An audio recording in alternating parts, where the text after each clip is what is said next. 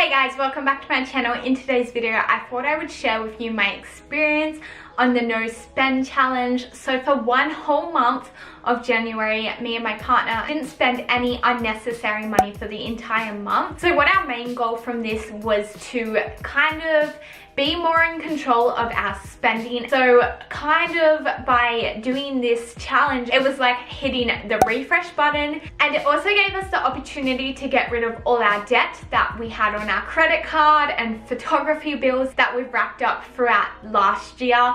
And because of Christmas, it kind of like pushed us back financially. I actually did weekly logs of how I felt that month, so I'm gonna go through that with you guys and just tell you a little bit about my experience with the no spend challenge and whether or not I would do it again.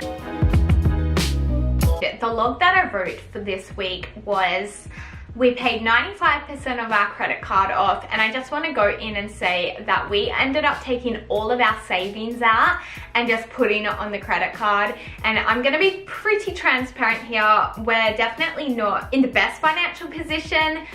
We had $1,500 in our savings and decided to take it all out and just pay off the credit card. So we had about $300 to go to pay it off, and we ended up paying that the next week. But it felt so good to pay a big chunk of our credit card off. Even though we took out our whole savings, I didn't feel that bad about it because I know money comes and goes, and I really use the law of attraction to be more mindful when it comes to money. And I know, like, for a lot of people it's like, well, that's taking your security or your emergency funds away. To me, it wasn't that bad because I knew that in the next few weeks after we've paid off our financial things that we're committed to, then we can work on building up our savings again and have that security blanket. So it felt so liberating to be more financially free just in that first week. And I'm gonna say that it definitely gave us the motivation to continue with the no spend challenge. I did find myself in a little bit of a rut at the end of the week where I almost went out for coffee with my friend, and I remember having to like decline it, and it was that new adjustment that was a little bit of a challenge because I was used to just going out and doing things without really having to have like a bit of a consequence. But I guess I'm very competitive, so because I was doing a challenge, I'm like, well, I don't want to fail it. So I just want to mention that I had planned out the whole month in advance, and I had activities that were free, or we have a gym membership that has a crèche, Sophie it all goes there. So whenever we had a free day, we would go to the gym and still have stuff to do, whereas previously I would just go to the shops, go to Target.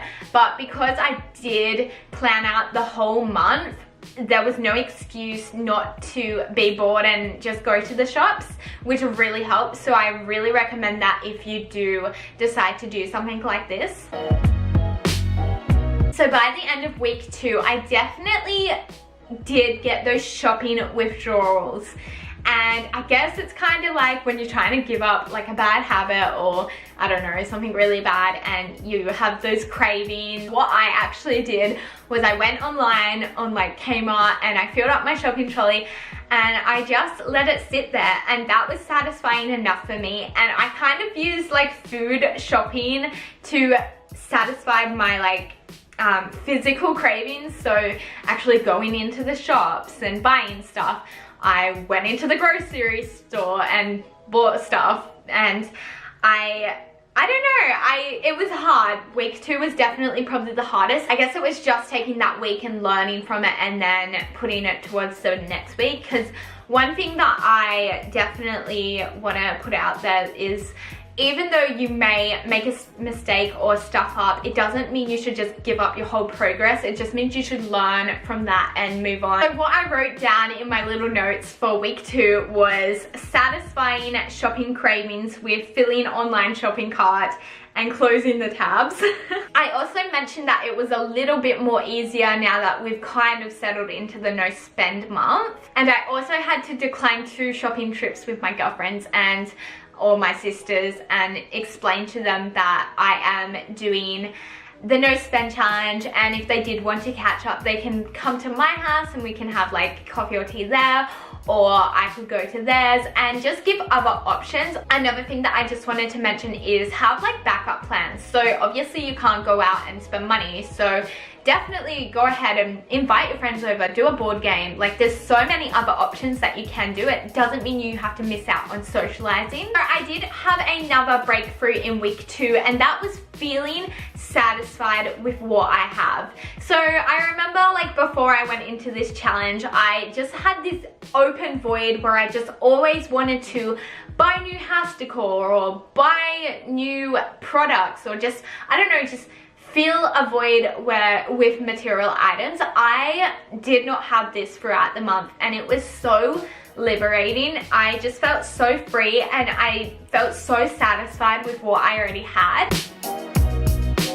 So by week 3, we had paid off our first photography bill completely, and we had completely paid off the credit card. So that was so good, guys. I cannot explain how good of a feeling it was to completely pay off all those things. I just felt so empowered with money, and I felt like money wasn't controlling me. I was able to control it, and I didn't feel so like stuck in a rut like I had always before. We also paid $206 off our camera because we did get an afterpay for that, and that again felt really good. We were also $600 in advance of money that we would always be behind in, so we were able to put that away into our savings and build up our emergency fund.